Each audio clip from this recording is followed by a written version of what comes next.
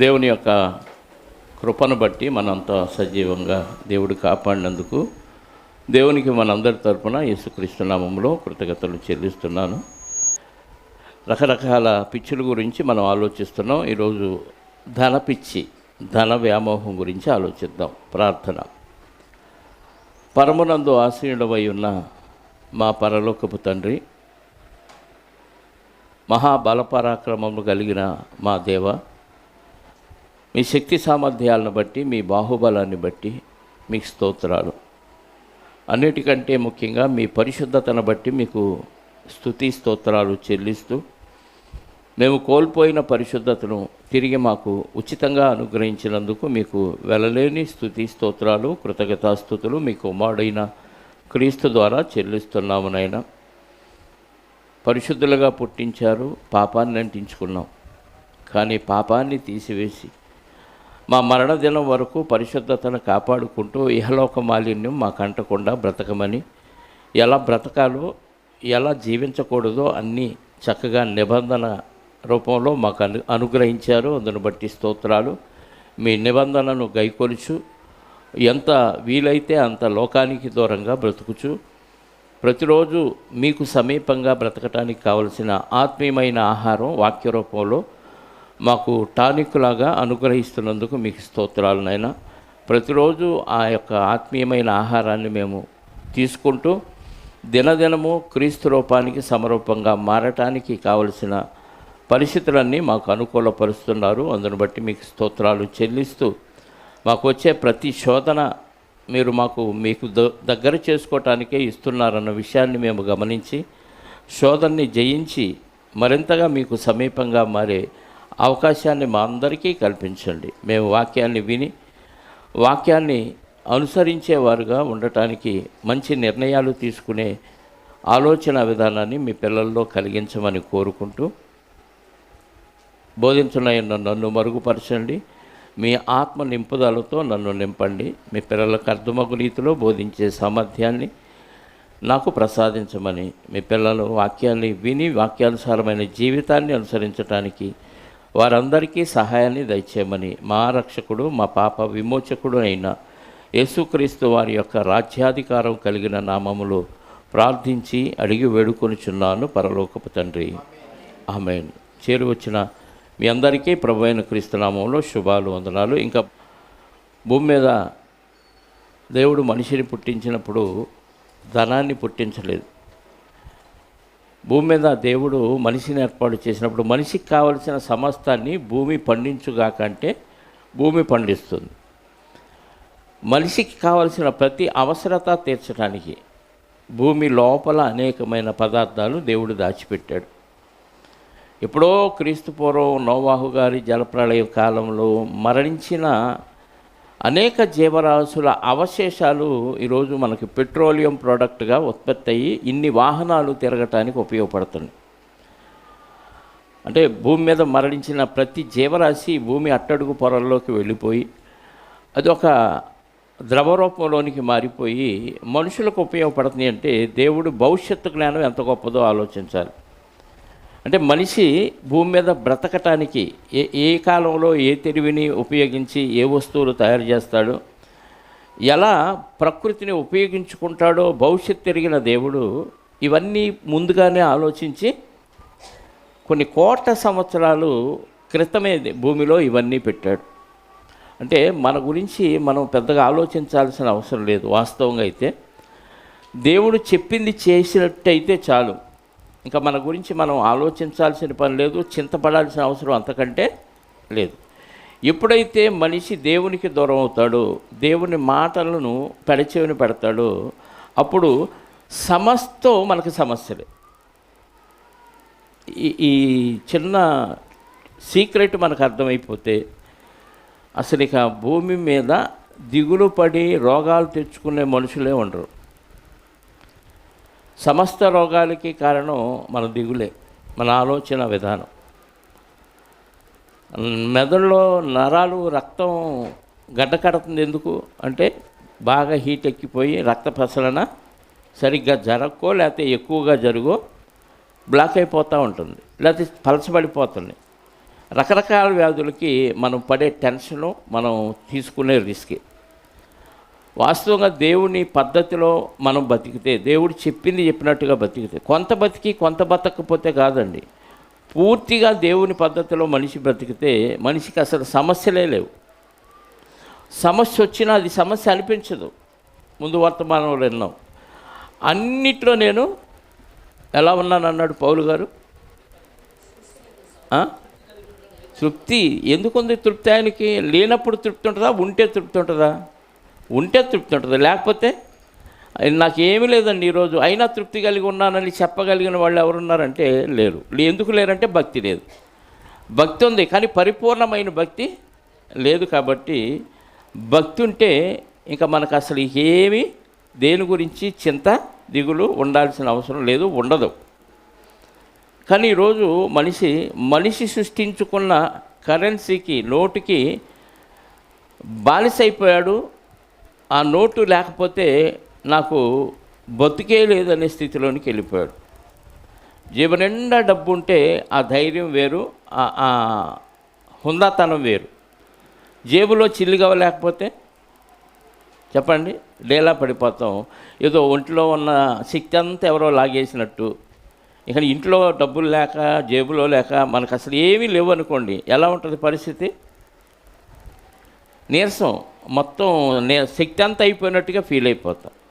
అప్పుడప్పుడు రోడ్డు పక్కన కొంతమంది కనపడతా ఉంటారు. కిందే కూర్చుంటారు, కిందే పడుకుంటారు, అక్కడే ఆహారం తింటూ ఉంటారు. వాళ్ళల్లో దిగులు కనపడదు. ఎందుకంటే వాళ్ళు అన్నీ వదిలేసి ఈ స్థితిలో ఉండటానికి సెట్ అయిపోయారు. వాళ్ళు దేని గురించి చింతపడరు. అందుకనే వాళ్ళకి రోగాలు కూడా రావు.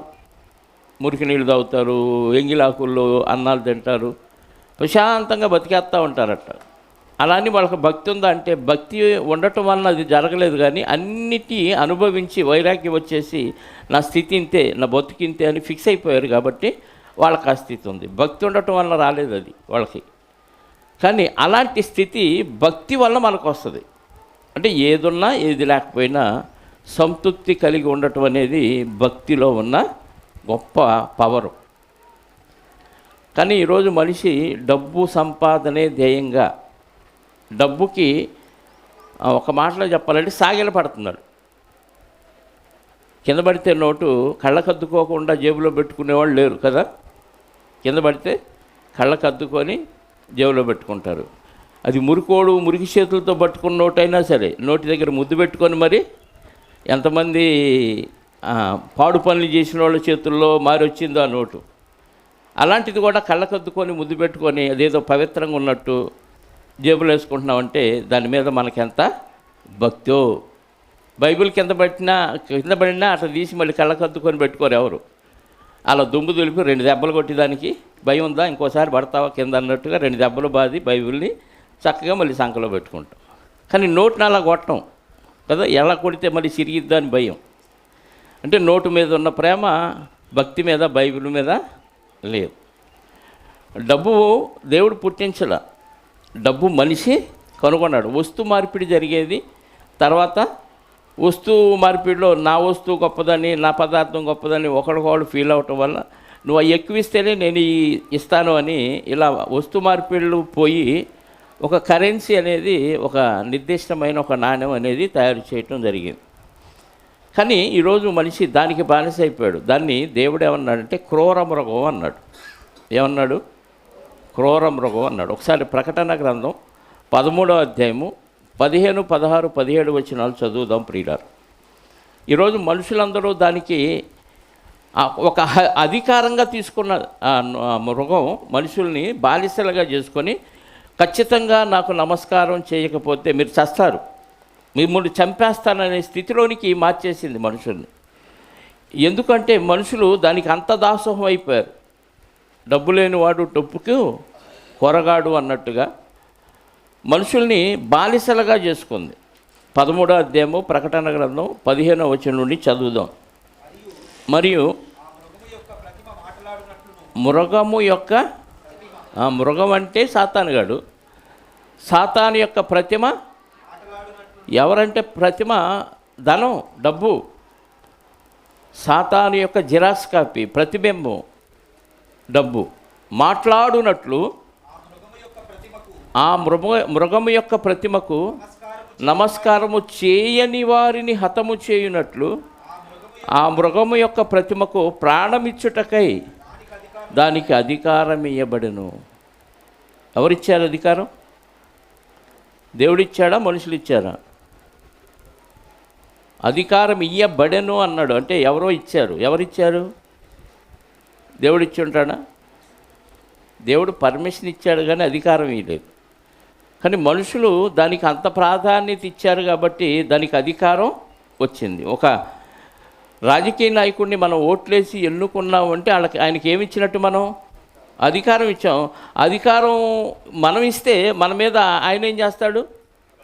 అధికారం చాలా ఇస్తాడు. ఈ నోటు పరిస్థితి అంతే అయిపోయింది. మనమే దాన్ని నెత్తినెక్కించుకున్నాం. దానివల్ల అధికారం ఇయ్యబడెను. ఏంటంట అధికారం? దాని ప్రతిమకైనను నమస్కారము చేయని వారిని. ఇది డబ్బుకి దాసోహం కాకపోతే చంపేస్తుందా? చెప్పండి. డబ్బుకు లోబడకపోతే చంపేస్తుందా? చంపేస్తుంది కదండి. డబ్బు లేకపోతే ఎవరిని ఎవరు లెక్క చేయరు. ఈ పాడు బతుకెందుకు, డబ్బు లేదు, అప్పుల పాలైపోయాం, ఇదంతా వ్యర్థం అనిపోయి ఎంతోమంది చనిపోతున్న వారు ఉన్నారు. ఎవడో వచ్చి చంపాల్సిన అవసరం లేదు, మనల్ని మనమే చంపేసుకుంటూ ఉంటాం.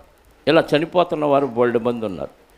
డబ్బుకు దాసోహం కాని వారికి దానికి నమస్కారం చేయకపోతే సారు, దానికి ఇవ్వాల్సిన గౌరవం ఇవ్వకపోతే అది చంపే ప్రయత్నం చేస్తుంది. నిన్ను నువ్వు చంపుకునే విధంగా కూడా ప్రేరేపిస్తుంది. ఈరోజు డబ్బు కోసం తల్లిదండ్రులను సైతం పిల్లలు చంపేయట్లా. ఇది చస్తే కానీ, ముసలిలో చస్తే కానీ నాకు ఆస్తి రాదు. ఎన్ని హత్యలు జరుగుతున్నాయండి డబ్బు కోసం కదా.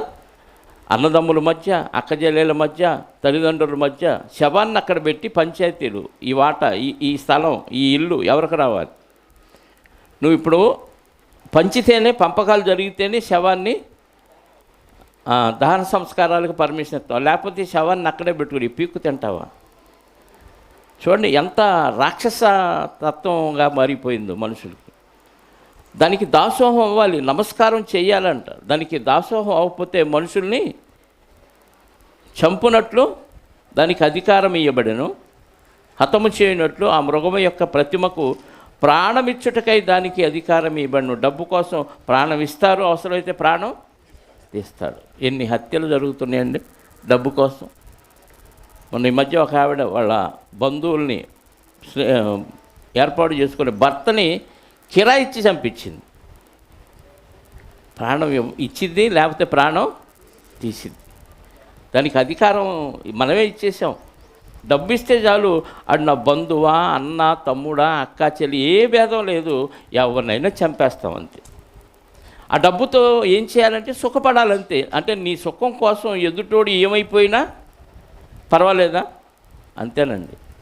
ఎంప్లాయీస్ కూడా, ఉద్యోగస్తులు, వాళ్ళు డబ్బు సంపాదన కోసం ఉద్యోగాలు ఇస్తారు. ఉద్యోగాలు తీసుకున్న వాళ్ళని ఏం చేస్తారు? పీల్చి పిప్పి చేస్తారు. ఎందుకంటే వాళ్ళు సంపాదించే సంపాదన వీళ్ళ మీద ఆధారపడింది కాబట్టి వీళ్ళ శక్తి వంచన లేకుండా, వీళ్ళ ఎనర్జీ పూర్తిగా అయిపోయినా సరే వాళ్ళని పిండి వీళ్ళ దగ్గర ఆ పని చేయించుకొని దీని ద్వారా వాళ్ళు డబ్బు సంపాదిస్తారు. వీళ్ళు ఎందుకు బానిసలు అయిపోతారు దానికంటే? ఆ డబ్బు ఇవ్వడం లేకపోతే, వాడు చెప్పినట్టు వినకపోతే. అంటే నువ్వు అక్కడ చెప్పింది నీకు కష్టమైనా ఇబ్బంది అయినా వింటున్నావు అంటే దేనికి లోబడ్డాం? నమస్కారం చేస్తున్నావు, సెల్యూట్ చేస్తున్నావు. దేనికి? డబ్బుకి. తెల్లవారుజామున 5 గంటలకు రావాలి, లేకపోతే నీకు పని లేదు, రోజు నీ ఉద్యోగం అదే అని నువ్వు చేరిన ఉద్యోగానికి ఆ రూల్ పెట్టాడు అనుకోండి, ఏం చేస్తాం? అస్సలు 5 గంటలకు నాకు నిద్ర లేకపోవటం కుదరదండి, నువ్వు ₹1,00,00,000 ఇచ్చినా కుదరదు అంటావా? ఆడిచ్చేది బోర్డు 40,000 50,000 అనుకోండి. 40,000-50,000కి తెల్లవారుజామున రావాలని రూల్ పెడితే ఏం చేస్తాం? చెప్పాలి. ఉద్యోగం మనకు కుదరదులేని మానేస్తామా? జాయిన్ అవుతాం. లేస్తామా తెల్లారగట్ట? 5ంటికి ఆ ఉద్యోగం దగ్గరికి వెళ్ళాలంటే మనం ఇక్కడ ఎన్నింటికి నిద్ర రావాలి? కాలకృత్యాలు తీర్చుకొని అక్కడికి వెళ్ళి అదే దూరాన్ని బట్టి ఇంకో గంట అరగంట పెరిగిద్ది, తగ్గుతూ ఉంటుంది. అంటే డబ్బు సంపాదన కోసం ఏదైనా త్యాగం చేస్తారంటే ఏదైనా త్యాగం చేస్తారు. ఉద్యోగం 60 ఏళ్ళు చేస్తున్నారు, రిటైర్మెంట్ వస్తుంది. రిటైర్మెంట్ అయినా ఏం చేయాలి? ఇంకేదో ఒక పని చేసి డబ్బులు సంపాదించాలి. ఏ పనికి పనికిరావయ్యా, 60 ఏళ్ళు వచ్చినాయి, వాళ్ళే నువ్వు ఇక పనికి చేయటానికి కుదరదని రిటైర్మెంట్ ఇచ్చారు, ఇంటి దగ్గర రెస్ట్ తీసుకోమని. కానీ వీళ్ళేం చేస్తారు, ఆ రెస్ట్ ఏదో ఒక అపార్ట్మెంట్ కింద తీసుకున్నాం అనుకోండి, ఏమొచ్చింది? సెక్యూరిటీ గార్డుగా చేస్తే జీతం వచ్చింది. కాబట్టి వృధాగా రెస్ట్ తీసుకోవటం ఎందుకు? ఆ రెస్ట్ ఏదో అక్కడ తీసుకుందామని మళ్ళీ ఉద్యోగానికి వెళ్ళిపోతుంది. దేనికోసం? డబ్బు. అందుకే కూటి కొరకు కోటి విద్యలు. ఈ విద్యలన్నీ దేని కొరకంటే డబ్బు సంపాదన కోసం. డబ్బు ఓన్లీ కూడు కోసమే కాదు. కూటి కొరకు అనే మాట సామెత వాడారు, కానీ ఒట్టి కూడు కొరకైతే ఎంత కష్టపడాల్సిన అవసరం లేదండి. తిండి కోసమే అయితే నువ్వు ఎక్కువ కష్టపడాల్సిన అవసరం లేదు. తిండి కంటే ఎక్కువ ఖర్చు పెట్టి మన శరీరాన్ని పోషించుకోవటానికి, శరీరాన్ని సుఖపెట్టుకోవటానికి కావలసినవి చాలా ఉన్నాయి. మంచి బట్టలు, కాస్ట్లీ బట్టలు, అండర్వేర్స్ దగ్గర నుంచి అవుటర్ వేర్స్ వరకు, లోపల ధరించేవి, బయట ధరించేవి కాస్ట్లీ. మామూలు బట్టలు వేసుకుంటే సరిపోద్దా అంటే సరిపోయిద్ది, కానీ నలుగురిలో ఏం కావాలి? ఈ షర్ట్ ఎక్కడ కొన్నావు అనాలి, ఈ చీర ఎక్కడ కొన్నావు అనాలి. అంటే అబ్బో ఈ పొంగిపోతావు లోపలే కదా. ఆ డైలాగ్ అనిపించుకోవాలి. అలా తిండి విషయంలో కానీ, వాహనాల విషయంలో కానీ, వస్త్రాల విషయంలో కానీ, నగల విషయంలో కానీ, ఇక శరీరానికి కావలసిన సుఖభోగాలన్నీ ఈ డబ్బు వల్లనే వస్తాయి. అంటే తిండి కోసం అయితే ఎక్కువ కష్టపడాల్సిన పని లేదు. తిండికి మించి ఎక్కువ ఖర్చు పెట్టేది ఇలాంటి వాటికి. ఎక్కువ మంది అప్పుల పాలయ్యేది ఇదిగో ఇలాంటివి ఏర్పాటు చేసుకొని. రూపాయి పెట్టండి, మీరు వస్తువు తీసుకెళ్ళండి అనగానే రూపాయి పెడతారు, కానీ తర్వాత రూపాయి కష్టపడి ఎంత కట్టాలి, కట్టలేకపోతే వాడు తీసుకెళ్ళిపోతాడు, ఈ ఆలోచనలు ఏమి లేవు. నలుగురిలో గొప్పగా చూపించుకోవాలి. దీనికోసం అప్పుల పాలైపోయి ఏమీ తెలుసుకోలేక చచ్చిపోయిన వాళ్ళు, ఆత్మహత్య చేసుకున్న వాళ్ళు చాలామంది ఉన్నారు. ఐపీ పెట్టి వెళ్ళిపోయిన వాళ్ళు చాలామంది ఉంటారు. డబ్బుకి అంత ప్రాధాన్యత భక్తులు ఇవ్వరు. భక్తుల్ని దేవుడు ఎన్నుకున్న విధానం ఏంటో తెలుసా?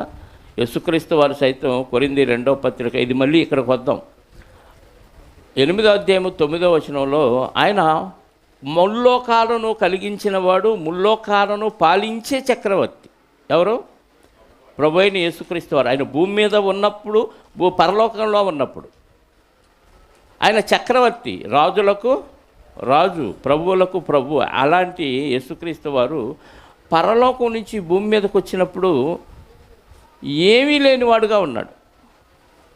చదవండి అన్నమాట 9వ వచనం, 8వ అధ్యాయము కొరింథీ 2వ పత్రిక. మీరు మన ప్రభు అయిన యేసుక్రీస్తు కృపను ఎరుగుదురు కదా. ఆయన ధనవంతుడై ఉండి, జాగ్రత్తగా వినండి, యేసుక్రీస్తు వారు ఎలాంటి వాడంట? ధనవంతుడు అయ్యుండి మీరు తన దారిద్ర్యము వలన మీరు ధనవంతులు కావాలని మీ నిమిత్తము ఆయన భూమి మీద జీవించినంతకాలం ధనవంతుడుగా బ్రతకలేదు. ఎలా బతికాడంట? దరిద్రుడయ్యాడు. అంటే ఆయన సంపాదించాలనుకున్నాడు అనుకోండి డబ్బు, ఆయన కంటే ఇంకెక్కువ ఎవడు సంపాదించలేడు. భూమి మీద 33.5 సంవత్సరాల్లో ఆయన డబ్బు సంపాదించాలి అనుకుంటే ఎలా వస్తాయి చెప్పండి? డబ్బులు ఎలా వస్తాయి? శిష్యులు 12 మంది చాలరు, 12,000 మంది కంటే ఎక్కువ కావాలి. గోతాలు లారీలు రావాలి ఆయన వెనకాల. ఎందుకు? ఒక స్వస్థత చేస్తే, ఒక రాజుగారికి పక్షవాతం వచ్చింది, రాజుగారికి కుష్టివ్యాధి వచ్చింది, ఎక్కడ తగ్గదు, మందు లేదుగా ఆ రోజుల్లోనే. మరి యేసుక్రీస్తు వారిని పిలిపించుకుంటాడు, నేను వస్తే ఎంత అయింది, రమ్మంటావా వద్దా అన్నాడు అనుకో, నీకు సగం రాజ్యం రాసి ఇవ్వమంటావా అంటాడు రాజు. ఇస్తాడా రాజు? ఇస్తాడు. మరి మందు లేదుగా. మరి అలాంటి వాళ్ళకి స్వస్థతలు చెప్తే ఎంత సంపాదించేవాడండి. కానీ 33.5 సంవత్సరాలు డబ్బు అనేది ఆయన అంటుకోలేదు. డబ్బు మీద వ్యామోహం ఆయనకి లేదు. ఎలా బతికాడంటే దరిద్రుడుగా బతికాడంట. ఎందుకు దరిద్రుడుగా బతికాడు? సంపాదించాలంటే సంపాదించవచ్చుగా? లేదండి, సంపాదలేదు. ఎందుకంటే ఆయన జయించాడు. దేన్ని జయించాడు? లోకాన్ని జయించాడు, శరీరాన్ని జయించాడు, సాతాన్ని జయించాడు, పాపాన్ని జయించాడు. ఇన్ని జయించిన జయశాలి ఆయన భూమి మీద ఎందుకు వచ్చాడంటే మనల్ని ధనవంతులుగా చేయటానికి. ఏ ధనవంతులుగా చేయటానికి? ఎక్కడ ధనవంతులా? పరలోకంలో ధనవంతులా? పరలోకంలో ధనవంతులుగా చేయటానికి. ఆయన పరలోకంలో ధనవంతుడు, భూమి మీదకి వచ్చినప్పుడు దరిద్రుడు. భూమి మీదకి వచ్చినప్పుడు దరిద్రుడిగా ఉండి, ఎందుకయ్యా అంత దరిద్రం అంటే మీరు ధనవంతులు అవ్వాలి పరలోకంలో అనే ఉద్దేశంతో. ఎక్కడ ధనవంతులు అవుతారని కాదు.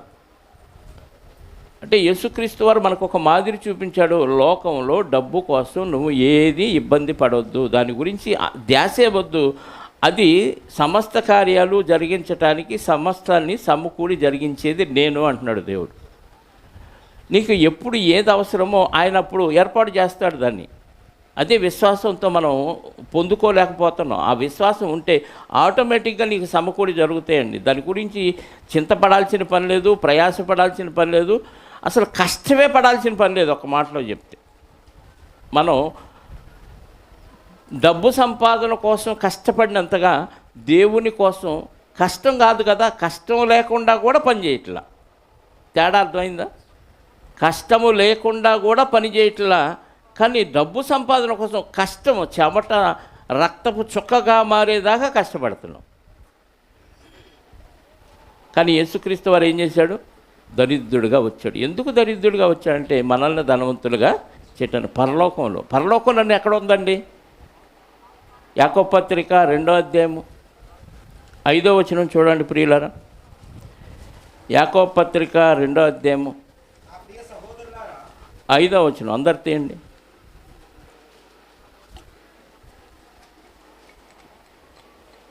నా ప్రియ సహోదరులారా, ఆలకించుడి. ఈ లోక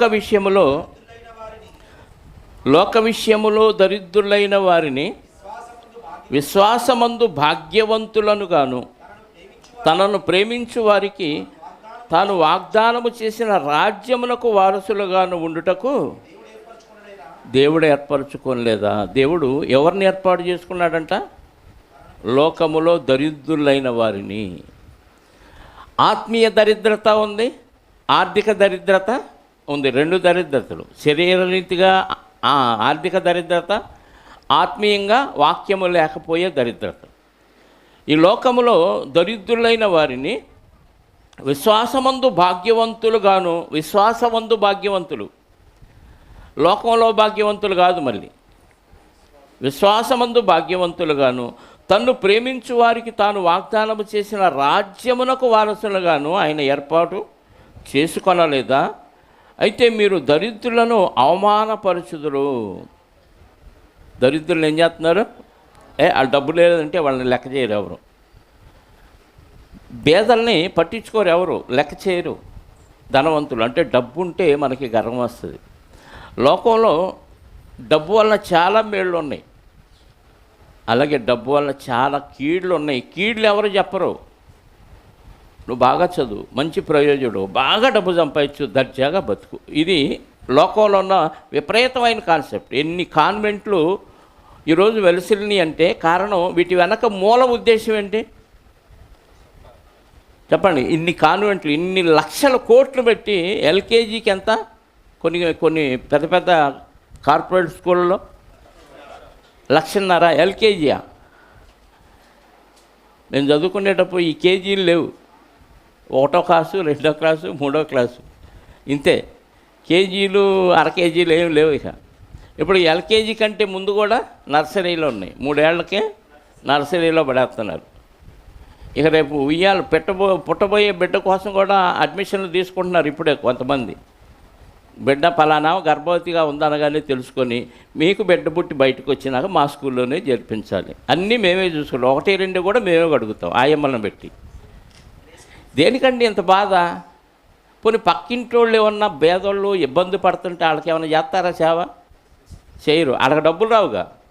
మరి వీళ్ళ పిల్లలకి సేవ చేస్తే వీళ్ళు సేవ్ అయిపోతారు, వాళ్ళు సేవ్ అయిపోతారు, అంతే కదా. డబ్బు కోసం ఎన్ని పనులైనా చేస్తారండి మనుషులు. అందుకే డబ్బుని పెట్టుబడిగా పెట్టి డబ్బు సంపాదన కోసం ఆశ చూపించి అందరినీ బుట్టలు వేసుకుంటున్నారు, కాన్వెంట్లు వేసుకుంటున్నారు. ప్రధానమంత్రి, నేపాల్ దేశానికి ప్రధానమంత్రి అసలు మొత్తం ఎత్తేసాడండి. ఈ మధ్యవర్తులు అన్నవాడిని తీసేశాడు. ఎంత పారదర్శకంగా పరిపాలన జరుగుతుంటే అలాంటి పరిపాలన మనకి ఎందుకు జరగట్లేదు అనిపిస్తుంది. మొత్తం ప్రైవేటీ మొత్తం ఈ బ్లాక్మెయిల్ చేసి డబ్బు సంపాదన కోసం ఏర్పాటు చేసిన ఈ మధ్యవర్తులు అందరినీ తీసేసాడు మొత్తం. నిజంగా అలాంటి పరిపాలన ఉంటే ఎంత దేశం సుభిక్షంగా ఉంటుందో. ఏ అక్రమార్కులన్నీ ఆటలన్నీ సాగవు. దేవుడు దరిద్రులను ఏర్పాటు చేసుకొని పరలోక రాజ్య వారసులుగా చేసుకున్నాడంటే దేవునికి ఎంత ప్రేమ అండి. ప్రభు అదే భాషలో నడిచాడు. మనల్ని కూడా అదే భాషలో ఉన్నవారిని పరలోక సంబంధమైన ధనవంతులుగా చేయడానికి ఇష్టపడ్డాడు. కానీ ఈరోజు ధనం ఏం చేస్తుందంటే భక్తుల్నే టార్గెట్ చేస్తుంది. ఎవడైనా సరే నువ్వు భక్తుడువా భక్తిహీనుడు అనవసరం. నీకు డబ్బు లేకపోతే నువ్వు దేనికి పనికిరావు. సమాజంలో నీకు గౌరవం ఉండదు. సమాజంలో నిన్నెవడో లెక్క చేయడు, పట్టించుకోడు. నీ స్థాయిని బట్టి నీకున్న ధనాన్ని బట్టి నీ గౌరవ మర్యాదతో దక్కాలంటే నాకు నమస్కారం చేయాలి. మళ్ళీ ప్రకటన 13 15 ఆ మృగము యొక్క ప్రతిమ మాట్లాడునట్లును ఆ మృగము యొక్క ప్రతిమకు నమస్కారము చేయని వారిని హతము చేయనట్టును ఆ మృగము యొక్క ప్రతిమకు ప్రాణమిచ్చుటకై దానికి అధికారం ఇవ్వబడెను. కాగా కొద్దివారు కానీ గొప్పవారు కానీ మృగము ప్రతిమ అనగానే మీకు డబ్బే గుర్తు రావాలి. అది మాట్లాడిద్దా? డబ్బు మాట్లాడిద్దా? మాట్లాడదా? నోట్లో ఉన్నాయా మీ దగ్గర? తీయండి, ఇంగ్లీష్లో ఉంటుంది, చదవండి. I promise. తీయండి నోటు, ఒక నోటు తీసి చదవండి. నేను నీకు ప్రమాణం చేస్తున్నాను, నేను నీ దగ్గర ఉన్న 100 రూపాయల నోటును అని మాట్లాడుతుంది. అది నోటు మాట్లాడుతుంది. మాట్లాడదు అనుకుంటున్నారు. ఇటు చూడగానే ఏదో అనుకుంటున్నారు.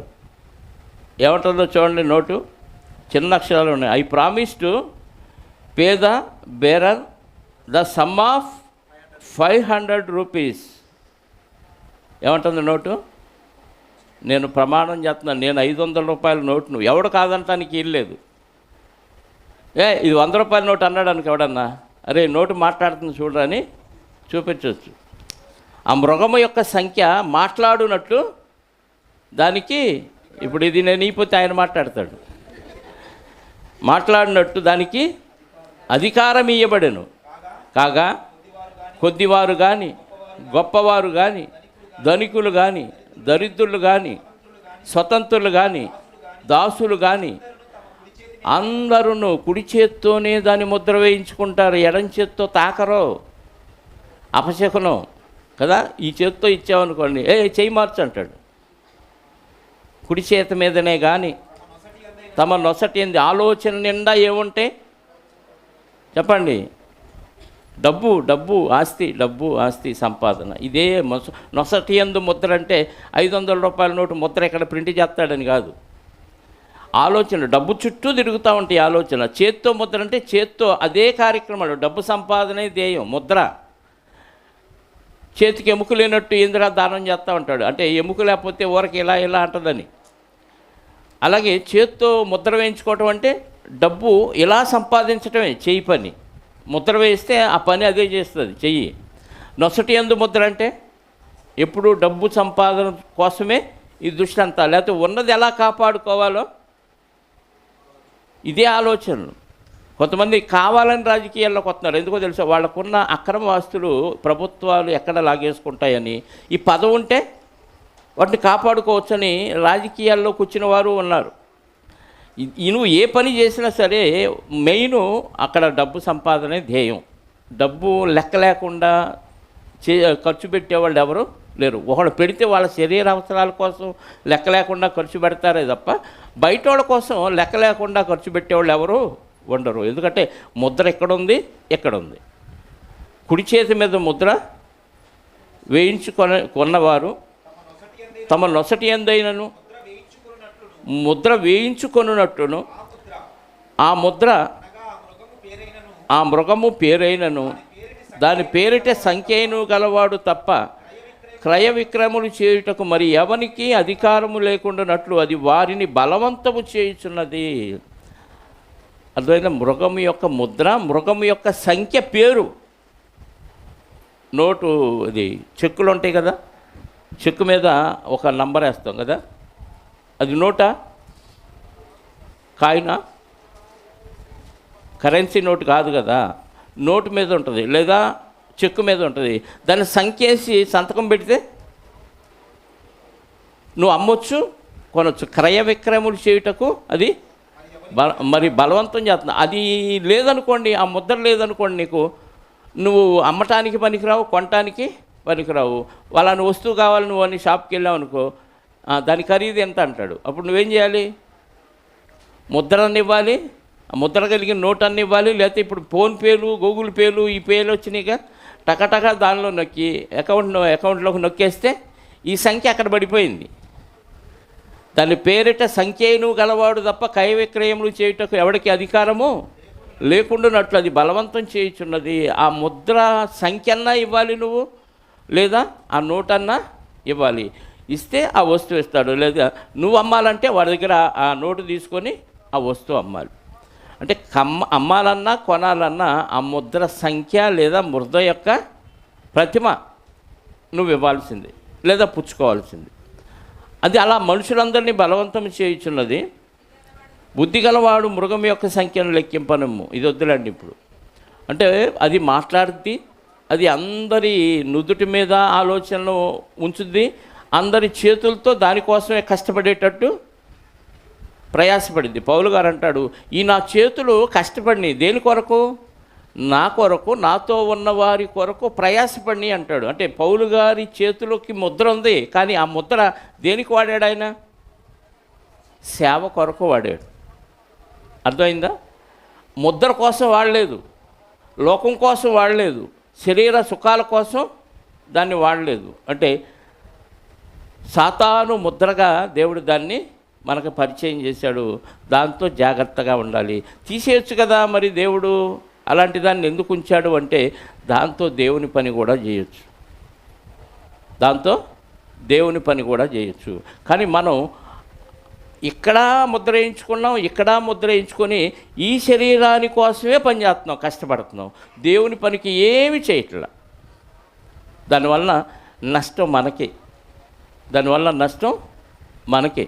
ఎందుకంటే ఇది అన్యాయము చేసే సిరి అంటున్నాడు. డబ్బు న్యాయం చేసిద్దా, అన్యాయం చేసిద్దా? న్యాయమే చేసిద్ది అనుకుంటున్నాం కదా. న్యాయం పేరుతో అన్యాయమే చేసిద్ది. అందుకే లోకాసు వార్తలో దాని గురించి దేవుడు రాయిస్తూ, ఇక్కడేమో ప్రకటన గ్రంథంలో మృగము యొక్క ప్రతిమ, క్రూర మృగము యొక్క ప్రతిమగా తెలియచేశాడు, పరిచయం చేశాడు. 16వ అధ్యాయము లోకాసు వార్తలో, లోకాసు వార్త 16వ అధ్యాయంలో, అన్యాయస్తుడైన ఆ గృహ నిర్వాహకుడు 8వ వచనం చదువుతున్నాను. యుక్తిగా నడుచుకోనని వాని యజమానుడు వాన్ని మెచ్చుకొనెను. వెలుగు సంబంధుల కంటే ఈ లోక సంబంధులు తమ తరమును బట్టి చూడగా యుక్తిపరులై ఉన్నారు అని 9వ వచనంలో ఏమంటున్నాడంటే, అన్యాయపు సిరి వలన స్నేహితులను సంపాదించుకొనుడి, ఎందుకనగా ఆ సిరి మిమ్మును వదిలిపోవునప్పుడు వారు నిత్యమైన నివాసములలో మిమ్మును చేర్చుకొందురని మీతో చెప్పుచున్నాను అంటున్నాడు. అన్యాయపు సిరి అంటే చాలామందికి ఏమర్థమైందంటే మనం అక్రమంగా సంపాదిస్తే అన్యాయపు సిరి అని అనిపించింది. ఏముంది పేరు అక్కడ? అన్యాయపు సిరి అంటే అక్రమ సంపాదన అనుకుంటున్నారు. కాదు, డబ్బే అన్యాయం చేసేది. అన్యాయం చేసే డబ్బుని న్యాయం చేసే డబ్బుగా నువ్వు మార్చవచ్చు. అర్థమైందా? అన్యాయపు సిరి వలన స్నేహితులను ఎలా సంపాదించుకుంటావంటే, ఇక్కడ డబ్బు పెడితే చుట్టూ మనకి సెక్యూరిటీ వస్తారు. మనకు బాగా డబ్బు ఉందనుకోండి, చుట్టూ మనకి బాడీ గార్డులు ఉంటారు. డబ్బు పెడితే మన ఇంటి చుట్టూ బుల్లెట్ ప్రూఫ్ ఏదది ఫెన్సింగ్ వేసుకోవచ్చు. అంటే ఈ బాంబులు వేసినా మన ఇల్లు పేలిపోకుండా, బుల్లెట్లతో కాల్చినా ఇంట్లోకి బాంబులు రాకుండా, అగ్నితో కాల్చినా మనకి ఏం కాకుండా అన్ని సెక్యూరిటీ ఏర్పాటు చేసుకోవచ్చు డబ్బు ఉంటే. కానీ ఇది తాత్కాలికమే. ఎందుకంటే భూకంపం వస్తే చెప్పండి, భూకంపం వస్తే మొత్తం భూమిలోకి దిగిపోద్ది. లేదు మంచి పెద్ద వరద వస్తే వరదలో కొట్టుకుపోయింది. భూమిని, ప్రకృతిని ఎవరు కంట్రోల్ చేయలేరు. అంటే నువ్వు ఎంత డబ్బు పెట్టి ఎంత సెక్యూరిటీ ఏర్పాటు చేసుకున్నా ప్రయోజనం దానివల్ల లేదు. కానీ చుట్టూ బాడీ గార్డ్ని పెట్టుకున్నా వాళ్ళే నీకు అపకారం చేయొచ్చు. డబ్బు పెట్టి కొన్నావు, వాళ్ళు నాకు సెక్యూరిటీగా ఉంటారు అనుకున్నావు, వాడిని ఇంకోటి ఎవడన్నా ఎక్కువ డబ్బు పెట్టుకుంటే నీ సెక్యూరిటీని ఆడొచ్చి నిన్ను లేపేస్తాడు. కానీ ఇక్కడ ఈ డబ్బుతో స్నేహితుల్ని సంపాదించుకుంటే నిత్యమైన నివాసంలో చేర్చుకుంటారంట. అంటే పరలోకం చేర్చుకునే ఏర్పాటు ఉంది ఈ డబ్బు వలని. అందుకుంచాడు డబ్బును. ఎందుకు ఉంచాడు అంటే ఈ డబ్బుతో పరలోకంలో నిన్ను చేర్చుకునే స్నేహితులను నువ్వు సంపాదించుకోవచ్చు. అంటే పరలోకంలో మనకు ఏమైనా బంధువులు ఉన్నారా, వాళ్ళు మనల్ని తీసుకెళ్ళిపోతారా అనే ఆలోచన రావచ్చు. కాదు, ఇక్కడే కొంతమంది లోకంలో ఉన్నవారు ఉన్నారు. వాళ్ళని క్రీస్తు వాక్యాన్ని తెలియజేసి సువార్తను ప్రకటించి వాళ్ళని క్రీస్తులోనికి మారిస్తే నువ్వు నీ డబ్బును ఖర్చు పెట్టి వాళ్ళని దేవునిలోకి తీసుకొచ్చిన దానికి వాళ్ళ వలన నీకు పరలోకం వస్తుంది. అర్థమైందా? నువ్వు ఈ డబ్బు నీ కోసం, నీ కుటుంబం కోసం, నీ బంధువుల కోసం, నీ ఆరోగ్యం కోసం నీకే ఖర్చు పెట్టుకున్నావు అనుకో, ఆ స్నేహితులు నీకు ఉండరు. ఒకవేళ నీకు లోకంలో స్నేహితులు నువ్వు సంపాదించుకున్న లోకస్తులుగా, ఆ లోకస్తులు ఎవ్వడో నీకు పనికిరాడు. ఈరోజు తల్లిదండ్రుల్ని చూడని పిల్లలు ఉన్నారు. వాళ్ళని పెంచి పెద్ద చేసి ప్రయోజకులను చేసి రెక్కలతో కష్టంతో బతికే విధంగా వాళ్ళని తీర్చిదిద్ది వాళ్ళకి రావాల్సిన వాటాలు వాళ్ళకి పనిచేస్తే తల్లిదండ్రులను చూడని పిల్లలు ఉన్నారు. అంటే కన్నవారే చూడని పరిస్థితులు ఉంటే బయటోని నువ్వు డబ్బులు పెట్టి పోషిస్తే వాడు చూస్తాడని గ్యారంటీ ఏముంది? వాడు నిన్ను ఆపదలో ఆదుకుంటాడని గ్యారంటీ ఏముంది? ఎందుకంటే మనుషులు స్వార్థపీరు, బెంకములాడేవారు. ఇది లోకస్తుల పరిస్థితి. లోకంలో నువ్వు డబ్బు పెట్టి ఎంతమందికి మేలు చేసినా, నీ బంధువులకి గిఫ్ట్లు ఇచ్చినా, ఏది చేసినా దీనివల్ల నీకు ఎలాంటి ప్రయోజనం లేదు. ఏదో తాత్కాలికంగా మనం పెట్టాం కాబట్టి పెట్టాలి అనే ఉద్దేశంతో పెడతారు తప్ప అందులో ప్రేమ ఉండదు, అందులో నిస్వార్థం ఉండదు, పవిత్రత ఉండదు.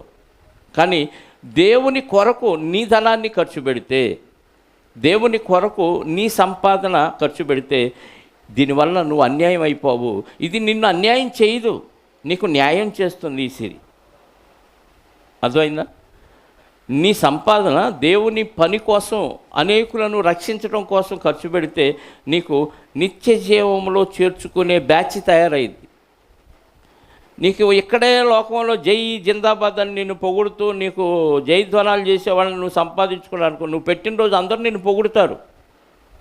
కొంతమంది చూడండి, రాజకీయ నాయకులు కానీ ఇంకా గొప్ప గొప్ప వాళ్ళు చనిపోయినప్పుడు ఆ సంస్మరణ సభ ఏర్పాటు చేసినప్పుడు అందరూ ఏం చేస్తారు? వచ్చి పొగుడుతారా? ఆయన పలాని పనికిమాలిన చూడండి, అట్లాంటి గురించి మీరెందుకండి ఇలా మాట్లాడుతున్నారు అని అనరు ఎవరు.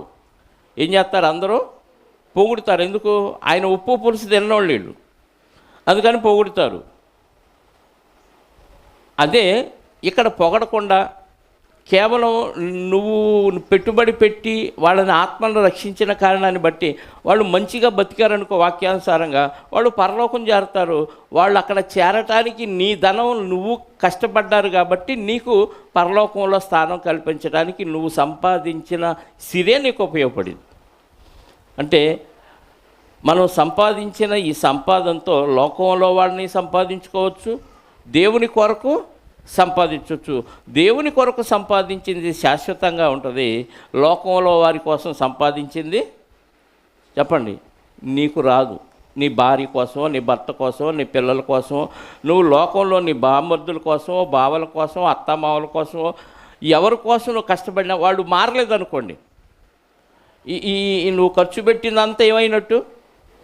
బూడిదలో పోసిన ధనమే, దేనికి పనికిరాదు.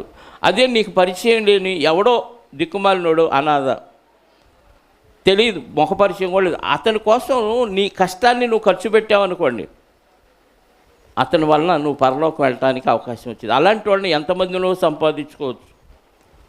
మొన్న ఇక్కడ రాజధాని దగ్గర, రాయపూడి దగ్గర ఒక చిన్న కాలనీ, బెస్తవారి కాలనీ, ఫిషర్మ్యాన్ కాలనీ, చేపలు పట్టుకొని వృత్తిగా బతుకుతూ వాళ్ళు జీవనాన్ని సాగించేవాళ్ళు. ఎప్పుడో 2012, 2011 ఆ టైంలో నా దగ్గరకు వచ్చాడు శ్రీనివాసరెడ్డి అనే వ్యక్తి, తీసుకొచ్చాడు అతన్ని. ఆయన ముఖ పరిచయం కూడా నాకు సరిగ్గా లేదు. చాలాసార్లు వచ్చాడు, షాప్లోకి వచ్చాడు, నాతో పాటు అన్నం తిన్నాడు. ఇక్కడ మీటింగులు పెడితే ఉప్పలపాడు కూడా వచ్చాడంట. నాకైతే అవి జ్ఞాపకాలు లేవు, ఎందుకంటే చాలామంది వచ్చారు, నేర్చుకున్నారు, వెళ్ళిపోయారు. ఆ టైంలో ఆయన బాగా గమనించాడంట, అబ్జర్వ్ చేశాడంట నన్ను, శ్రీనివాసరెడ్డితో వచ్చిన వ్యక్తి. ఇంకా మర్చిపోయాం. తర్వాత ఆయన వెళ్ళిపోయాడు, ఆయన సంఘాన్ని ఏర్పాటు చేసుకున్నాడు, సంఘ కాపరి అయిపోయాడు. ఇవన్నీ మనకు తెలియదు. మళ్ళీ శ్రీనివాసరెడ్డి అతను మళ్ళీ నాకు పరిచయం చేసి మీటింగులంట, డేట్ కావాలంట అంటే అప్పుడు వెళితే చూసి గుర్తుపట్టాను. ఎప్పుడో 12 అంటే 2012 అంటే ఎన్నేళ్ళు ఇప్పటికి? 14, సుమారుగా 14 సంవత్సరాల క్రితం నేను షాపులో పనిచేసుకుంటూ పెట్టిన పెట్టుబడి ఈరోజు ఏమైంది? కళ్ళ ముందు కనపడిందండి. ఇది న్యాయపు సిరి, అన్యాయపు సిరి కాదు. అన్యాయపు సిరితో నేనేం చేశాను? న్యాయం చేసుకోగలిగా. దానివల్ల ఈరోజు 10 మందికి అక్కడ సువార్త ప్రకటించే అవకాశం మనకు లభించింది. ఇంకా కొంతమందిని సంపాదించుకునే అవకాశం మనకు వచ్చింది. అంటే మన ధనాన్ని దేవుని పరిచర్య కొరకు, ఆత్మల రక్షణ కోసం ఖర్చు పెడితే అన్యాయపు సిరి ఏమైపోయింది? న్యాయపు సిరి అయిపోయింది. అందుకే డబ్బు మీద వ్యామోహం పనికిరాదు. డబ్బు కోసం పరిగెడితే నీకు ఎన్నో నష్టాలు ఉన్నాయి. ప్రపంచంలో గొప్ప ధనవంతుడుగా పేరు పొంది రాజుగా చలామణి అయిన ఒక వ్యక్తి అన్నీ అనుభవించాడు, ఏది అనుభవించకుండా లేడు. దానికి మనసులో కంటికి కనపడి మనసుకు నచ్చిందంటే దాన్ని అనుభవించకుండా ఉండలేదు. అంత గొప్ప వ్యక్తి అయిన ప్రసంగి అయిన సొలొమోను గారు అన్నీ అనుభవించి అనుభవ జ్ఞానముతో రంగరించి వ్రాసిన మాటల్లో ధనం వల్ల ఉన్న నష్టాలు రాయించాడు. అవి ఒకసారి మనం చదువుదాం. ప్రసంగి సామెతల గ్రంథంలో ఆయన రాసిన అనేకమైన సూక్తులు లేదా సాక్ష్యాలు ఆయన సాక్ష్యంతో చెప్పినవి. 11వ అధ్యాయము సామెతల గ్రంథం 28వ వచనం.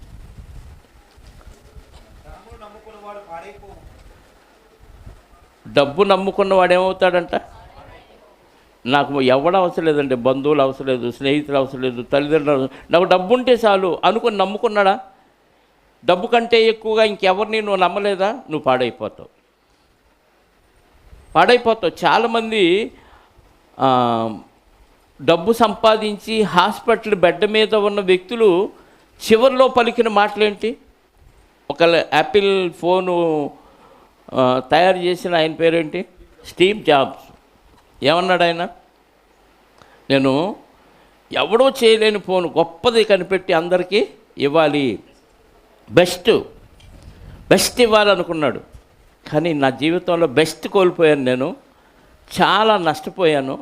అందరికీ బెస్ట్ ఇచ్చాను కానీ నాకేమీ నేను బెస్ట్ ఇచ్చుకోలేకపోయాను అన్నాడు. మొన్న మధ్య ఒక ఆయన, ఎలన్ మస్క్ కాదు, ఒక గొప్ప బిలియనర్, స్టాక్ ఎక్స్చేంజ్లో ఆయన ఆస్తి చాలా కోటాను బిలియన్ కోట్లు. ఆయన బెడ్ మీద ఉన్నప్పుడు ఆయనకి అర్థమైపోయింది, నేను డబ్బు వెంట పరిగెత్తాను కానీ దానివల్ల నాకు చాలా కోల్పోయాను. నా ఇంట్లో వాళ్ళని, బంధువుల్ని, స్నేహితుల్ని, రక్త సంబంధుల్ని, ఆత్మీయులైన చాలామందిని కోల్పోయాను. కేవలం డబ్బు వెంటే పరిగెత్తాను. దాని విలువ హాస్పిటల్ బెడ్ మీద ఉన్నప్పుడు నాకు ఎవరు నిజంగా దగ్గర వాళ్ళు, నేను ఎవరిని పొందుకోగలిగాను అంటే డబ్బు పెట్టకుండా ప్రేమతో పొందుకోగలిగిన వాళ్ళు ఎంతమంది అనేది ఆలోచిస్తే వీళ్ళంతా డబ్బు వల్లనే కదా నా చుట్టూ చేరారు. ఒక పిఏ కానీ, ఒక ఎంప్లాయీ కానీ, అయ్యగారు ఎలా ఉందని వచ్చి పరామర్శించారంటే దేన్ని బట్టి పరామర్శించారు? తన కింద ఉద్యోగస్తులు కాబట్టి, ఆయన వాళ్ళకి జీతాలు ఇస్తున్నారు కాబట్టి ఆ అభిమానంతో వచ్చి పలకరించారు. నిజంగా హృదయపూర్వకంగా ఒక వ్యక్తిగా ఆయన పంచిన ప్రేమను బట్టి పలకరించే వాళ్ళు ఎవరు లేరు. అలాంటి వాళ్ళు పలకరిస్తే ఇంట్లో వాళ్ళు పలకరిస్తారు, కానీ ఇంట్లో వాళ్ళతో కూడా కలిసిమెలిసి ఉండలేదు. ఆయన ఎప్పుడూ ఉదయం లేచిన దగ్గర నుంచి డబ్బు సంపాదనే ధ్యేయంగా టూర్లు తిరుగుతూనే ఉన్నాడు. చివరిలో ఆయనకు అర్థమైపోయింది, నేను కోల్పోయింది ఏదో నాకు ఈరోజు అర్థమైంది, ఈ సమయం చాలా విలువైంది, ఈ సమయం అంతా నేను డబ్బు సంపాదించడానికే ప్రయాసపడ్డాను, చాలామందిని కోల్పోయాను అన్నాడు. అందుకే 3 సూక్తులు చెప్పాడంట ఆయన. ఒకటి, హాస్పిటల్ బెడ్ మీద ఉన్నప్పుడు మనకు అర్థమైపోద్ది ఏమని, సమయం చాలా విలువైంది, ఆరోగ్యం చాలా విలువైంది, ఇది పోతే తిరిగి రాదు అన్న విషయం అర్థమైపోయింది. ఈ సమయము, ఈ శక్తి, ఇది మొత్తం కేవలం సంపాదించడానికే ఖర్చు పెట్టాను. ఏం చేసుకుంటాను, నేనేమన్నా అనుభవిస్తాను, పోనీ నా ప్రాణాన్ని, నా ఆరోగ్యాన్ని ఏమన్నా ఆ డబ్బుతో బాగు చేసుకోగలనంటే ఆ డబ్బు ఉపయోగపట్ల ఈ జీవితాన్ని పొడిగించుకోవటానికి, ఆరోగ్యాన్ని కాపాడుకోవటానికి. డాక్టర్కి ఎన్ని కోట్లు ఇచ్చినా నన్ను, నా ఆరోగ్యాన్ని మెరుగుపరచండి, నేను ఇంకా బతికేటట్టుగా చేయండి అంటే మేము చేయగలిగింది ఏం లేదండి, మేము అందించే వైద్యాన్ని అందిస్తున్నాం అంటున్నారు. అంటే ఎన్ని కోట్లున్న ఆరోగ్యాన్ని మనం తిరిగి సంపాదించుకోలేము, పోయిన సమయాన్ని సంపాదించుకోలేమని ఆయనకు అర్థమైపోయింది.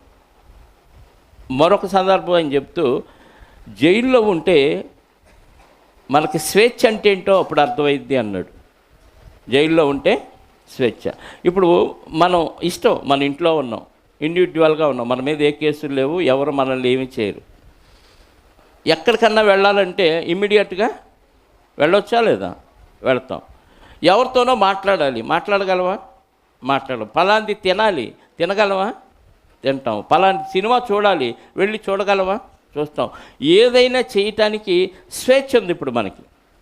అదే 4 గోడల మధ్య జైలుకి వెళ్తే అప్పుడు స్వేచ్ఛ విలువ అప్పుడు అర్థమైందంట. సడన్గా ఏదో తినాలనిపించింది, ఈరోజు కాకపోతే డబ్బులు లేవు, 4 రోజులకైనా డబ్బులు కూర్చుకొని ఇంట్లో ఉంటే వండించుకోనో లేకపోతే హోటల్కి వెళ్ళో అవి తింటాం. జైల్లో ఉంటే నాకు ఈరోజు బిర్యానీ తినాలి, మటన్ బిర్యానీ, ఫ్రై బిర్యానీ తినాలనిపించింది, పెడతావా పెట్టవంటే జైలర్ని బిర్యానీ లాంటి కోటింగ్ ఇస్తాడు కదా, బిర్యానీ మాత్రం పెట్టడు. అర్జెంటుగా నేను మా ఆవిడకి ఒక మాట చెప్పాలి, చెప్పలేకపోయాను, పిలిపించండి అంటే, లేదా మీ అత్తారిల్లు అనుకున్నావా, నువ్వు అడిగినప్పుడల్లా మీ ఆవిడ పిలిపించడానికి అంటాడు. అంటే స్వేచ్ఛ విలువ అక్కడ అర్థమైపోయింది. అందుకే చాలా విలువైన ఈ జీవితాన్ని కేవలం డబ్బు సంపాదనే ధ్యేయంగా వాడితే తర్వాత పరిణామాలు మనకు ఆ రోజు అర్థమైనా ఎలాంటి ప్రయోజనం మనకేమాత్రం ఉండదు. ధనవంతులైన వారు ఏం చేస్తారంట, 11:28 ధనమును నమ్ముకొనివాడు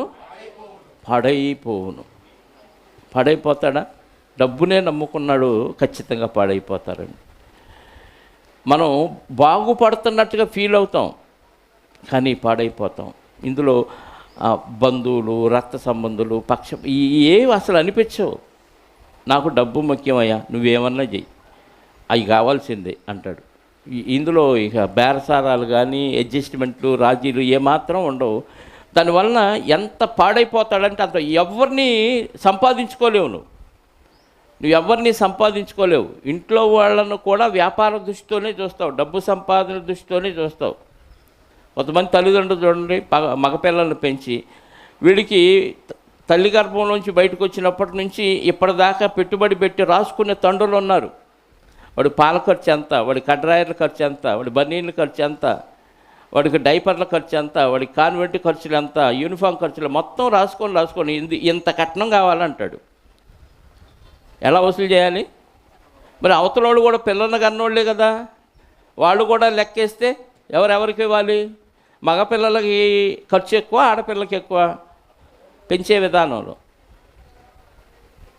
ఏమ్మా, ఆడపిల్లలకి ఎక్కువ కదా, మరి కట్నం ఇప్పుడు వీళ్ళు ఇవ్వాలా, వాళ్ళు ఇవ్వాలా? ఖర్చు ఎవరు ఎక్కువ పెడితే వాళ్ళు వీళ్ళ దగ్గర తీసుకోవాలి కదా. కానీ మగపిల్లవాడు అన్నిటినీ లెక్కేసి తండ్రి ఇంత కష్టం అంటే ఏం పిచ్చి పట్టిందంటే ధన పిచ్చి పట్టింది అంతే. వాడికి డబ్బు మీద అంటే నీ కొడుకుని నువ్వు పెట్టిన పెట్టుబడి అంత ప్రేమతో కాదా, నా కొడుకని కాదు, వ్యాపార దృష్టితో చూశాడు. ఒక దూడను కానీ, దున్నపోతుని గడ్డేసాను, తౌడు పెట్టాను, కుడితి నీళ్ళు పెట్టాను, వీటి ఖర్చు అంతా ఎంత, ఈ దున్నపోతుని మీకు ఇస్తున్నా, ఇప్పుడు అమ్ముతున్నా, మీరు కొనుక్కొని నా పెట్టుబడి అంతా నాకు ఇవ్వండి. ఆడు చూడమంటే తల్లిదండ్రులు ఎందుకు చూస్తాడు? తర్వాత నువ్వు పెట్టిన ఖర్చు అంతా వాళ్ళ దగ్గర వసూలు చేసావు నాన్న, ప్రేమతో నాకేం చేయలేదు కదా, నిన్ను ఎందుకు చూస్తాను అంటాడు. పాడైపోతాడా తండ్రి? పాడైపోతాడండి. అంటే డబ్బుని నువ్వు ధ్యేయంగా చేసుకొని దాని మీద నమ్మకం ఉంచితే ఖచ్చితంగా నువ్వు పాడైపోతావు. 13వ అధ్యాయము అదే సామెతల గ్రంథం 11వ వచనం. ఈ డబ్బు సంపాదన న్యాయంగా సంపాదించకుండా అన్యాయంగా సంపాదిస్తూ ఉంటారు, మోసం చేసి సంపాదిస్తూ ఉంటారు. ఆ సమయంలో వాళ్ళు సంతోషంగా ఉంటారు, కానీ మోసము చేసి సంపాదించిన ధనము ఏమైందంట? క్షీణించిపోవును. ఉండదండి, వెళ్ళిపోద్ది. నువ్వు కాకపోతే డాక్టర్కి పెడతావు, ఆ డాక్టర్ కూడా మోసం చేసి సంపాదిస్తాడు. రేపు వాళ్ళ పరిస్థితి ఉంటుందండి. నిజంగా అన్యాయంగా సంపాదిస్తే మాత్రం తర్వాత ఘోరమైన శిక్షలు అనుభవిస్తూ ఉంటారండి. వాళ్ళకి ఇప్పుడు అర్థం కాదు. ఒకవేళ ఇక్కడ హ్యాపీగా బతికేసావు, దేవుడు బతకనిచ్చాడు, పోని నువ్వు అన్యాయం చేసినా ఎలా సంపాదించినా బతకనిచ్చాడు అనుకో. ఒక్కసారి మరణించగానే మామూలుగా ఉండదు పరిస్థితి. నేరాల తీవ్రతను బట్టి శిక్ష రేంజ్ వేరుగా ఉంటుంది. నరకంలో తెలియక చేస్తే లెక్కలు వేరు, శిక్షలు వేరు. తెలిసి చేస్తే శిక్షలు వేరు. అందుకే యాకోబు గారు అన్నాడు 3వ అధ్యాయంలో, బోధకులమైన మనము మరి కఠినమైన తీర్పు పొందుదుమని ఎరిగి మీలో అనేకులు బోధకులు కాకుండా. ఎందుకనంటే మనం అనేక విషయాల్లో తప్పిపోతున్నాం. అంటే తెలిసి తప్పిపోతున్నావు అంటే నీకు మరి కఠినమైన తీర్పు అంటున్నాడు. కాబట్టి డబ్బు మీద వ్యామోహంతో నువ్వు లంచాలు తీసుకొని మోసం చేసి సంపాదిస్తే నీకేముండదంట?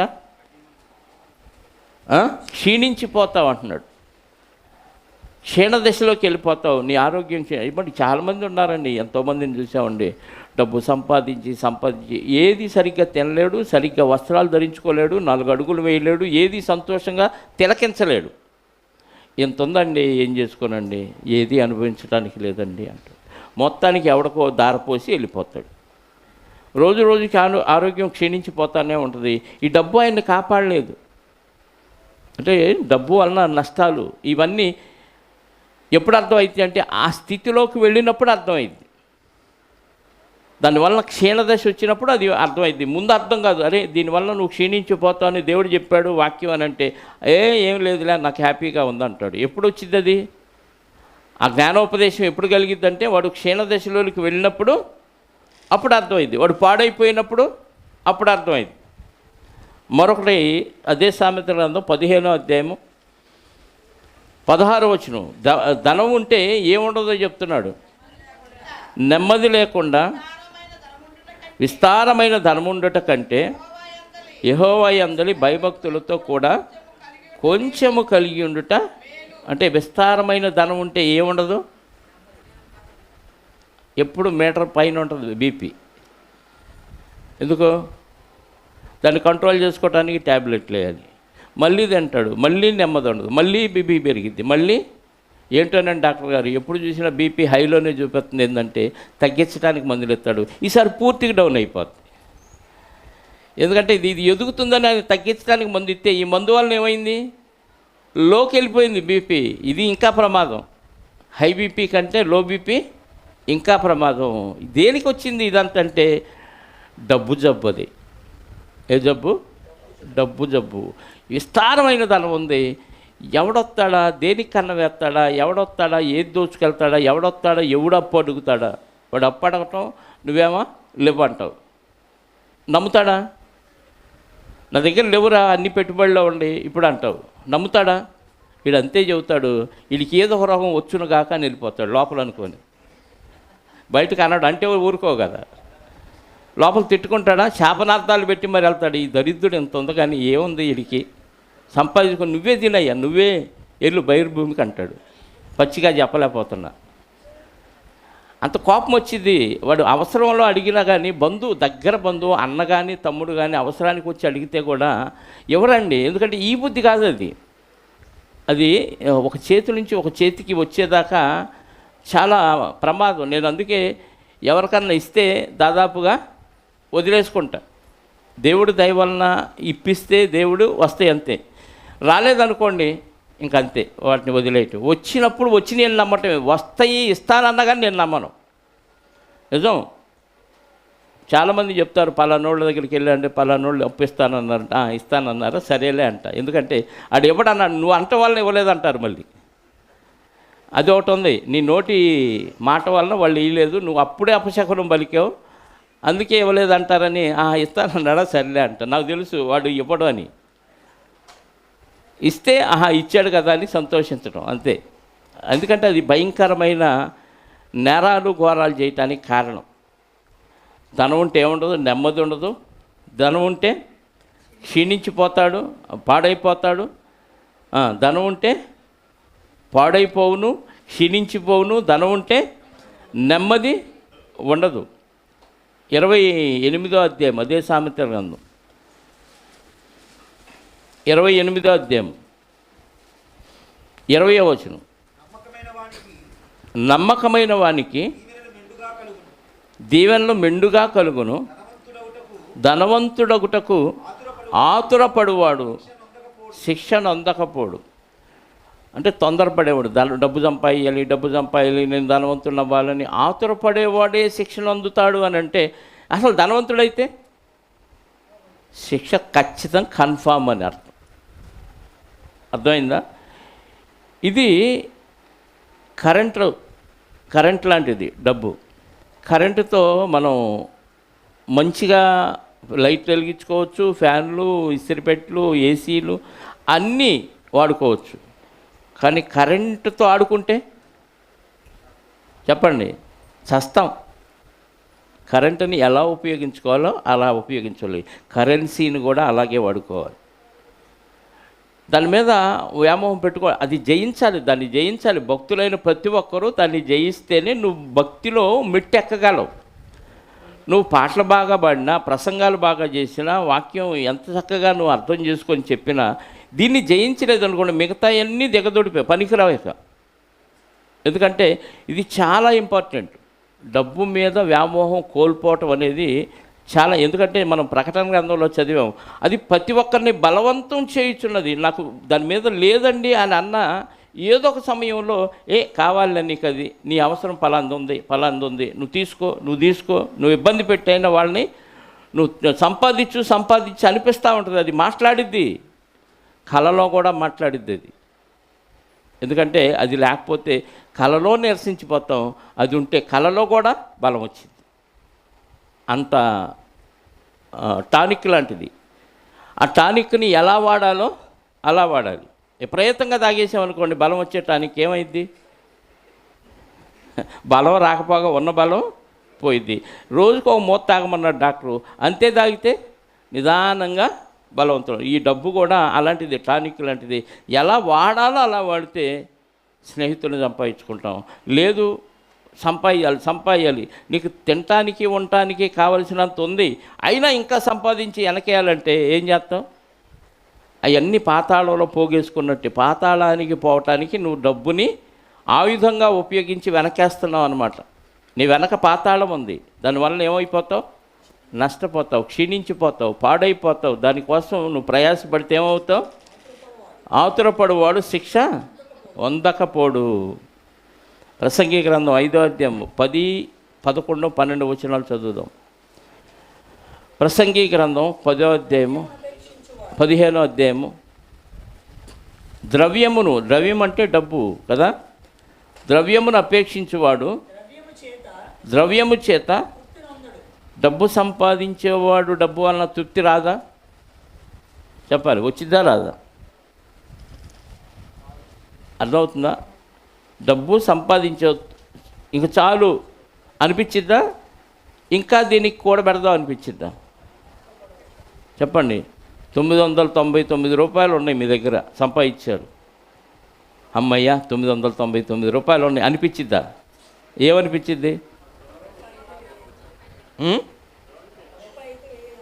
రౌండ్ చేయాలనుకుంటాం. రౌండ్ కోసం ₹1 అవసరం అయితే బాబ్బా ₹1 దానం చేయండి అని అడుక్కునే స్థితికి కూడా దిగజారుతాడు.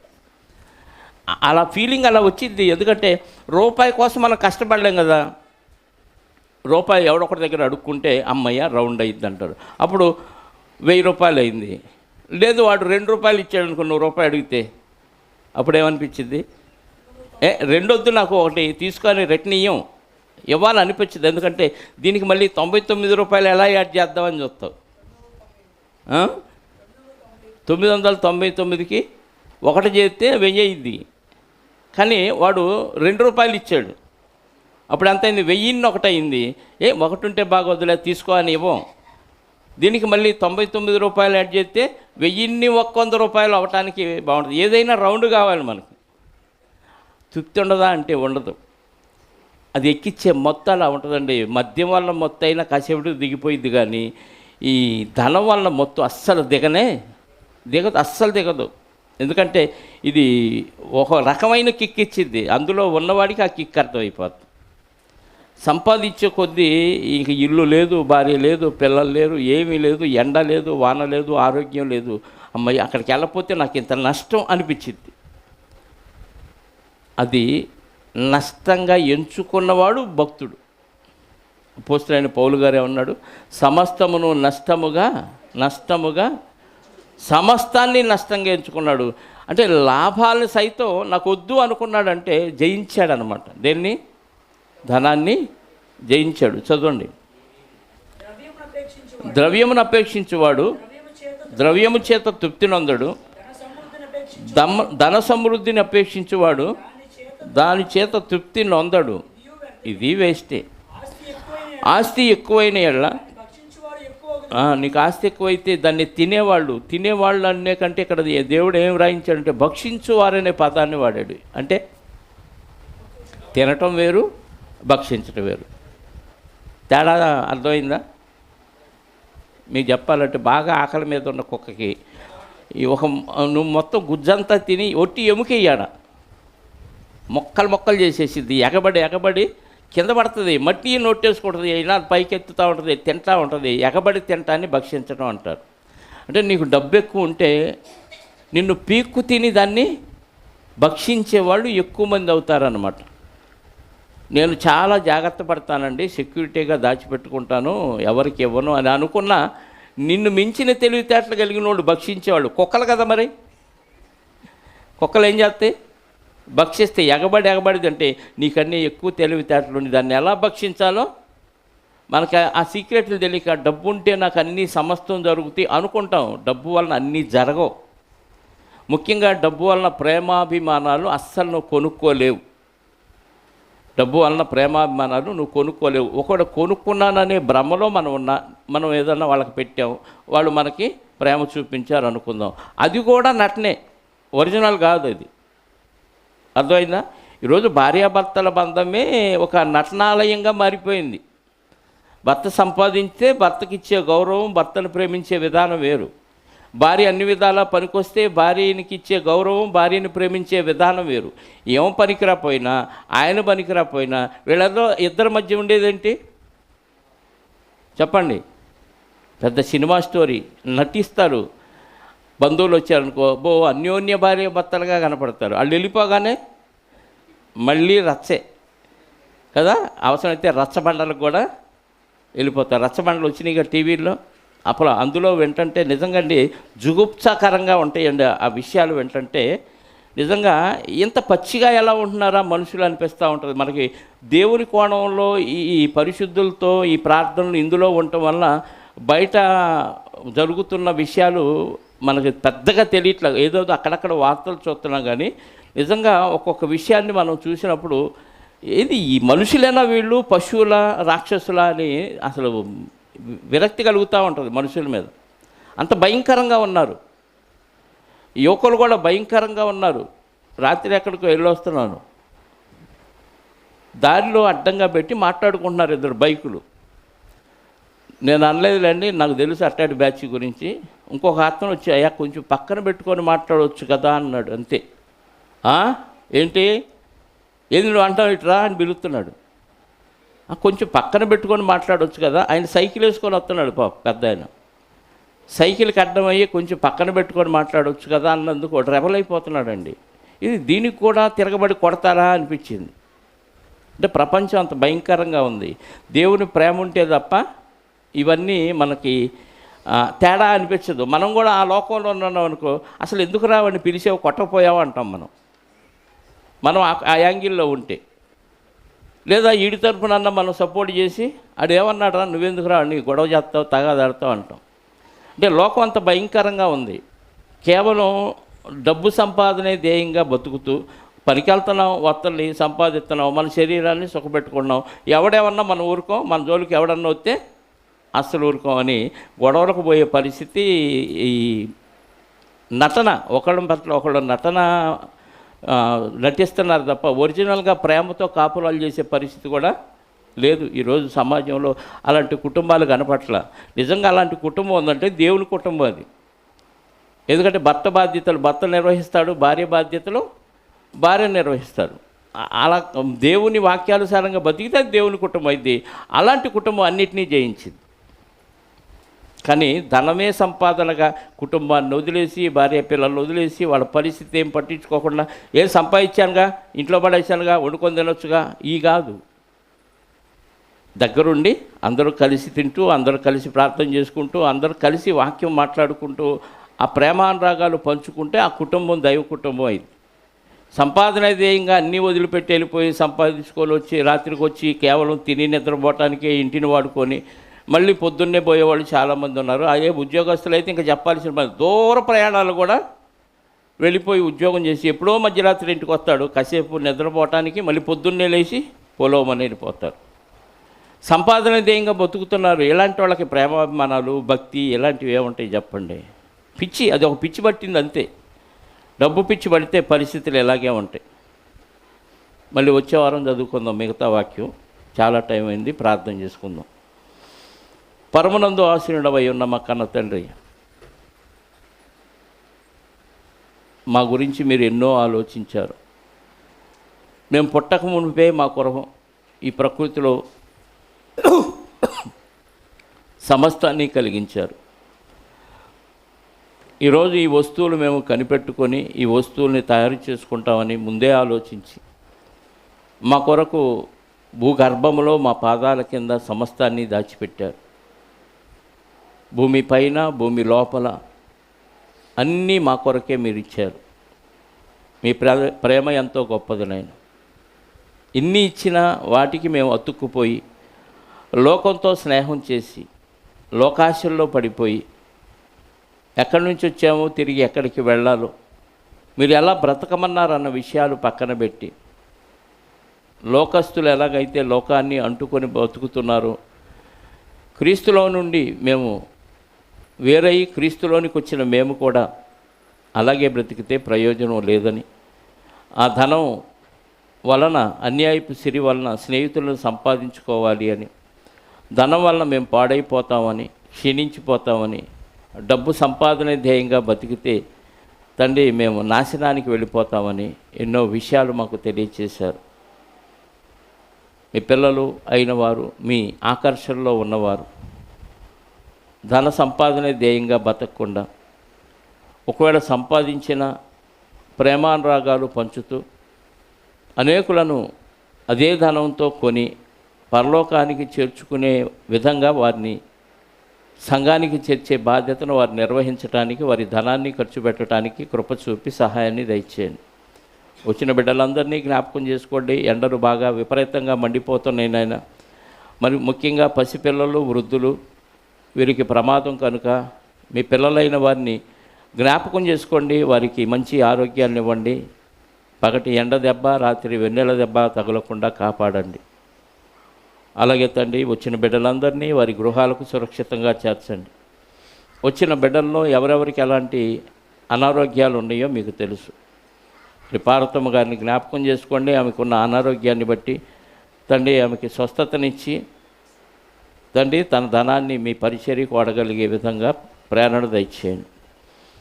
అలాగే తండ్రి, ఇంకా మాకు తెలిసి తెలియక ఎంతమంది ఇరుకుల్లో, ఇబ్బందుల్లో ఉన్నారు, మానసిక బలహీనతలో ఉన్నారు, ఆర్థిక సమస్యల్లో ఉన్నారు. ఆ సమస్యల వలయం నుంచి మీ పిల్లల్ని విడిపించండి. మీకు దూరస్తులుగా బతుకుతున్న వారు సమీపస్తులుగా ఉండటానికి వారికి మారు మనసును దయచేయండి. మమ్మల్ని అపార్థం చేసుకుంటున్న వారిని కూడా అర్థం చేసుకునే విధంగా వారి మనోనేత్రాలు వెలిగించండి. ఇంకా వాక్యానికి ఆకర్షణలో ఎంతమంది అయితే ఉన్నారో వారందరూ ఎక్కడ ఉన్నా మీ వాక్యంతో వారిని సంధించి వారిని మీ రాజ్యంలో చేర్చగలిగే సామర్థ్యాన్ని మాకు అనుగ్రహించండి.